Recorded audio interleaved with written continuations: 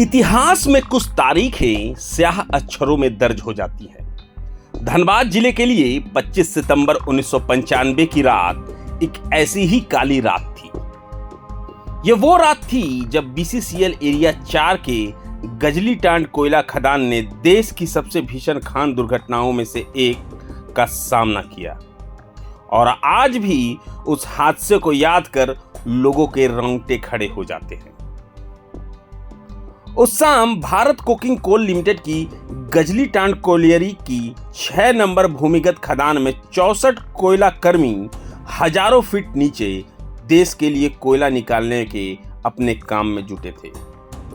उन्हें इस बात का जरा भी अंदाजा नहीं था कि खदान के ऊपर प्रकृति का कहर बरस रहा है। उस दिन मूसलाधार बारिश ने सारे रिकॉर्ड तोड़ दिए थे। कुल 331 मिलीमीटर वर्षा दर्ज की गई थी। इस प्रलयंकारी बारिश के कारण पास की कतरी नदी विकराल रूप ले चुकी थी। अचानक नदी का तटबंध टूट गया और नदी का पूरा पानी सैलाब बनकर गजली टांड कोलियरी की भूमिगत खदान में घुस गया। खदान के अंदर काम कर रहे मजदूरों को संभलने का मौका तक नहीं मिला।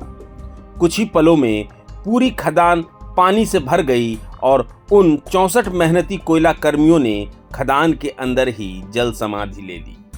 यह एक ऐसी त्रासदी थी जिसने पूरे कोयलांचल को शोक में डुबो दिया। इस दर्दनाक हादसे को अब 30 साल हो चुके हैं। उन 64 वीर कोयला कर्मियों की याद में हर साल श्रद्धांजलि समारोह का आयोजन किया जाता है। यह दिन उन श्रमिकों को याद करने का है जिन्होंने देश के विकास के लिए अपनी जान दे दी। इस वर्ष भी श्रद्धांजलि समारोह में बीसीसीएल के अधिकारी, राजनेता, यूनियन नेता और मृतक कर्मियों के परिजन शामिल हुए। बीसीसीएल के सीएमडी श्री मनोज अग्रवाल, डायरेक्टर श्री संजय सिंह, विधायक श्री शत्रुघ्न महतो और विधायक श्री मथुरा प्रसाद महतो सहित कई अन्य अधिकारियों ने शहीद स्तंभ पर पुष्प अर्पित कर अपनी श्रद्धांजलि दी। यह समारोह सिर्फ एक औपचारिकता नहीं बल्कि एक वादा है कि हम अपने उन मेहनतकश कोयला कर्मियों के बलिदान को कभी नहीं भूलेंगे।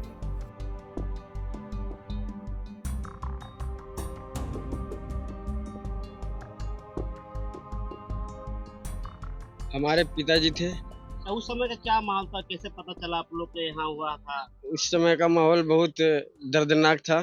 जब हमें मालूम चला किसी रिश्तेदार ने हम लोगों को बताया था उस समय कि मेरा माँ का आपा खो गया और बहुत ही दर्दनाक हादसा के कारण मेरा माँ का पागलपन भी हो गया था, जिसके कारण बहुत सारी घर में दिक्कत प्रॉब्लम हो रहा था। इस घटना में आप लोगों को क्या मिला? इस घटना में हम लोग को मम्मी का फिर ये नौकरी मिला था और फिर बाद में फीमेल वीआरएस आया तो मम्मी ने मुझे नौकरी दे दिया था। अभी नौकरी हम कर रहे हैं। क्या नाम है? पिंटू कुमार भुइया। 26 सितंबर जो खान दुर्घटना हुई थी, उसमें कौन था आपको जो अंदर में जल समाधि मिला? मेरा पति और मेरे भैंसुर है ना। क्या नाम था?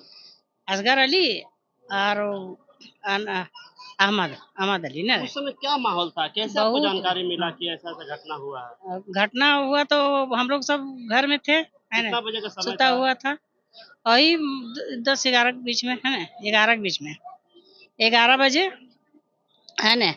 तो गया देखने के लिए, बोला मेरा गोतनी थी जागर, तो बोल रहा था जोरे आबा को उठाओ, जोरे आबा को उठाओ, इमरजेंसी घंटा दे रहा लो, उठाओ। तो बोल आते ना बाबा, आते ना। तो गया उठाने के लिए तो नहीं, बोला बाहर लो। उसके बाद जब अचानक डूब गया, मेरा देवर गया देखने के लिए नदी, देख रहा पानी में लबे लब है। आके रोए लगा घर में कि मांगे ऐसे भैया सब चल गलो। तो कौन चल रहे, खदान डूब गलो, सब आदमी ओकरा में रह गए। उसके बाद तो पूरा हंगामा हो गया मोहल्ला में, सबको कमाड़ी ठोका, सब उठाया, सब गया जल्दी से वहाँ चाणक पर गया। वहां पर वो भीड़ लगाया कि आदमी हमको निकालिए। तो जो निकालने वाला से अपना घर चल गया था, वो बोला मेरा घर में पानी ढुक रहा था, सब घर चल गए, है ना। उसके बाद फिर सुबह हल्ला हुआ कि इतना आदमी, 64 आदमी उसमें है ना। तो सीएमडी लोग आए, हाँ, सीएमडी लोग आया सब, है ना। जब दुर्घटना हो गया तब पूरा फजीर में पूरा हंगामा भीड़, है ना, सब रोना गाना लगा दिया, पूरा आदमी भीड़। कितना आप कहाँ दिन तक मिला? आस था आप लोग को? हम लोग 10 दिन तक आज तक कि अब आएगा है ना। सबको आसरा लगा के रखा था। अब बोला कि फलाना हार लो तो पैप हार लो, तो फलाना से हार लो, अब निकलते। और इसी में मैंने 10 दिन के बाद हम लोग काम किया उसका। कैसे काम किया आप लोगों का? ऐसी अनदेखल में बोला अब नहीं आएगा। हाँ, अब तुम लोग के रोना धोना कितनो करेगी, सर पटकेगी, अब नहीं आएगा। ये बात है कौन ना? बोला? बोला वहाँ के ठीक सब बोला, जो मेजरमेंट है वो लोग साहब सुबह बोला कि अब नहीं मिलेगा। अब कितना ठीक होगा तब नहीं मिलेगा। जो है से पैसा मिल जाएगा, नौकरी मिल जाएगा, पति नहीं मिलेगा आप लोग के, है ना। हम लोग बोले कि हम लोग को पैसा नहीं चाहिए, मगर हम लोग आदमी चाहिए। बोला आप कितना सर पटाकिएगा तो नहीं मिलेगा। बस कारण पूछे अधिकारी लोग से, क्या कारण था? नहीं क्या कर सकते हैं हम लोग? अब पानी घुस गया, पहले से सुनवाई करबे नहीं किया। अभी तक आपको क्या मिला? हम लोग के तो अब कुछ नहीं मिल रहा। वही सब मुआवजा दिया था और 50,000 लालू यादव दिया था, और जो पैसा उस टाइम में BCCL में कम था, पैसा बहुत कम, उसी से। हाँ, नौकरी दिए लड़का। अभी आप लोग CMD साहब आ रहे थे, आप लोग कुछ मांग कर रहे थे? हाँ, तो बोले तो हम लोग कि हम लोग के जमीन बोल के नहीं मिला है ना। बोल के कि 2 डिसमिल जमीन मिलेगा, आप लोग के घर बना के मिलेगा, वो भी नहीं मिला। आज तक हम लोग आ रहे हैं, जा रहे हैं। 21 साल हो गया, कुछ सुनवाई नहीं हो रहा। क्या नाम हुआ? अंसरीना खातून।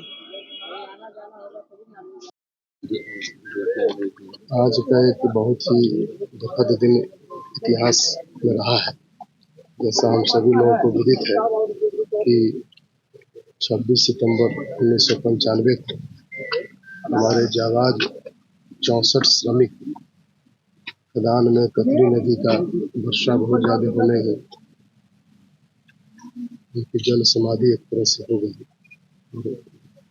पूरे प्रयास के बाद भी इस घटना को रोका नहीं जा सका। हम लोग की कोशिश होगी कि उनके जो भी डिपेंडेंट है उन सभी को कोई किसी प्रकार की कोई कमी, दिक्कत, परेशानी ना हो। अभी कुछ बुजुर्ग महिलाओं ने भी मेरे से बात किया, यहाँ के GM और जो स्टाफ अफसर पर्सनल है उसको उचित कार्रवाई का हमने निर्देश भी दिया है। और परम पिता परमेश्वर और सभी हमारे यहाँ के ग्रामीण विधायक जी, हमारे DTO साहब, CDO साहब, हमारे पूरे BCCL परिवार उनको श्रद्धा सुमन अर्पित करता है। और हमारी एक कोशिश रहेगी कि इस तरह की घटना की पुनरावृत्ति दोबारा न हो, जिसमें सबके सहायता से और सबके सहयोग से मिलेगी। आश्रित को विस्थापन करने की बात कही गई थी, लेकिन आज तक विस्थापन नहीं किया गया, न मुआवजा मिला। क्या जो भी उनकी परेशानी है, दिक्कत है, उनसे कुछ क्षणों के लिए बात हुई। उचित आवश्यक न्याय संगत अगर अभी तक भी कोई कार्रवाई नहीं हुई तो उसको उचित ढंग से नियमानुसार जरूर किया जाए। लगाया जा सकता है, उस पर क्या मापदंड? एक आदमी को पूछो। हाँ, दुर्घटना होती रहती है, इस पर कैसे रोक लगाया जा सकता है? जैसे कि हाल ही में सब देखा गया है, कुछ मजदूरों की मौत हो गई थी, वो अभी बहुत दुर्भाग्यपूर्ण था। कोई भी घटना, एक आदमी को हम लोग चाहेंगे कि हमारे एक श्रमिक, एक एम्प्लाई, चाहे वो हमारे डिपार्टमेंटल हो या आउटसोर्सिंग हो, किसी को खरोच न लगे, यह हमारी कोशिश रहती है। लेकिन सारी कोशिश कामयाब नहीं होती है। अब उससे आगे हम सीखते हुए उचित कार्रवाई करेंगे कि दोबारा इस तरह का ना हो। बहुत तरह की कार्रवाई हमने की भी है, बहुत तरह की जांच जारी है, और जांचों उपरांत जो भी आवश्यक उचित अनुशासनात्मक कार्रवाई होगी वो हम लोग करेंगे। और पीड़ितों को तो उचित मुआवजा लगभग मिल चुका है, उनका भी ध्यान रखेंगे कि उनके आश्रितों को कोई दिक्कत। खनन रोकने प्रभातखबर.com, विश्वास वही, रफ्तार नहीं।